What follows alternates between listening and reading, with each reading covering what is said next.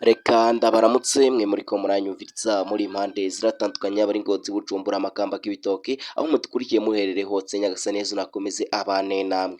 Rero uyu munsi nibwo hashinguranywe iteka wa mwana Benefice wari umaze iminsi yitavye Imana.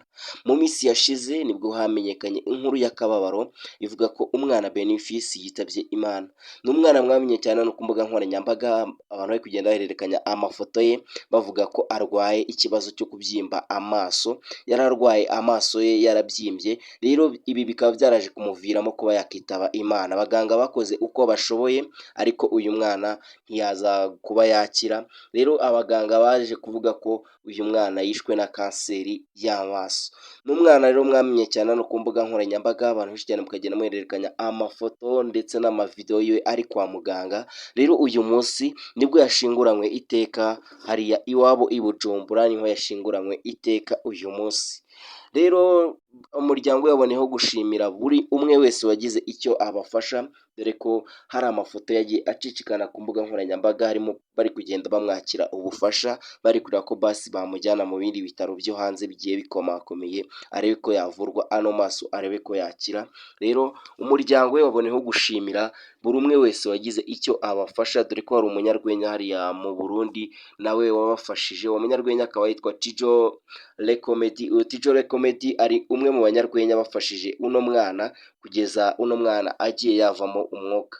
Rero papa Benefice yafashe umwanya ashimira buri umwe wese wagize icyo abafasha, buri umwe wese witanze, buri umwe wese waberetse urukundo akagira icyo yabereka cyangwa se icyo yabafasha. Rero yamushimiye aravuga ati mwarakoze, nubwo Imana yamukunze kuturusha ariko mwarakoze kudutabara. Rero uyu munsi nibwo Benefice yashinguranywe iteka, dore ko yari umwana wari ukiri mutoya, yari umwana w'umukobwa. Benshi cyane ndakeka mutari muzi ko uyu mwana ari umukobwa. Rero Benefice akaba yari umwana wari ukiri mutoya. Rero gusa uyu munsi nibwo yashinguranywe iteka mu muhango witabiriwe n'abatari bakeya, bamwe mu basitari ba hano mu gihugu cy'i Burundi ndetse n'abandi bagiye babona amavideo cyangwa se amafoto y'uno mwana, bamwe bagira umutima w'ikigongwe cyangwa se umutima w'urukundo. Rero uyu munsi nabo bari baje bahageze, baje gushingurana iteka uno mwana Benefice.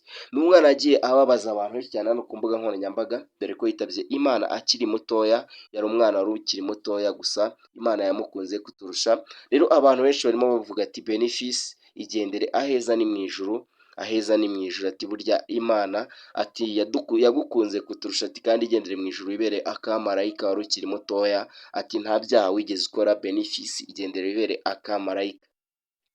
Rero uno muhango wo gushingurana iteka uyu mwana ukaba wamaze kuba warangira. Bari bavuze ko bazamushingura nyine ku itariki ya 17 z'ukwezi kwa 12. Rero akaba ari uyu munsi. Rero uyu muhango warangiye hakiri kare, dore ko bamaze no kuba bakaraba abari bagiye gushingurana iteka cyangwa se bari bagiye guherekeza uyu mwana Benefice. Nk'uko ubibona uri kubona ko abantu bari bahari, amaso yabo yari yuzuye agahinda, amaso yabo yari yuzuye amarira, gusa nta kundi byari kugenda. Umuhango wakomeje bashingurana iteka Benefice. Rero ndagira ngo weho wagize ukwitanga, weho wasenze cyane ukagati Benefice ati reka tugufashe, we wahaye ubufasha Benefice, yaba ubw'amafaranga mu gihe yari ari kwa muganga, yaba ubufasha bw'amasengesho igihe Benefice yari ari kwa muganga. Reka gushimira mvuga ati urubwira ati warakoze cyane, ati nubwo Benefice ataje kuba yakira ariko werekanye urukundo ndetse waritanze. Nyagasani Yezu nakomeze akuhaze ndetse agutere iteka. Rero nanaboneraho kubifuriza umwaka musha muhire, dore ko uyu turimo uriko uragenda ubandanya ugera ku musozo. Rero reka nkwifurize umwaka mushya muhire 2026.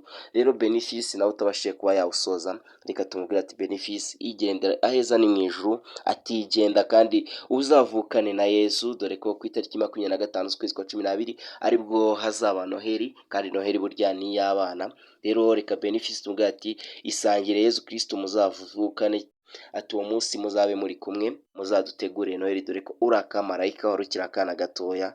Rero mbonero mwese kubifuriza umwaka musha muhire, mbifurize Noheli nziza, bifurize kugubwa neza aho muherereye hose. Nyagasani Yezu nakomeze abampere imigisha. Rero nawe ugeze hano bwa mbere, reka ngusabe uce umsyondera ko ku ijambo sabone, kugira ngo ngende nkugezaho andi makuru agiye atandukanye ari kuvugwa hano i Burundi, ndetse n'andi makuru agiye atandukanye agenda agerwaho ari kuvugwa mu Rwanda. Amakuru yose ndagenda nyakugezaho, nicyo ndabereye hano. Rero mwe mwese mwagize icyo mufasha Benefice, reka mbabwira ati Imana nikomeze ibampere imigisha, kandi Imana nikomeze ibane namwe.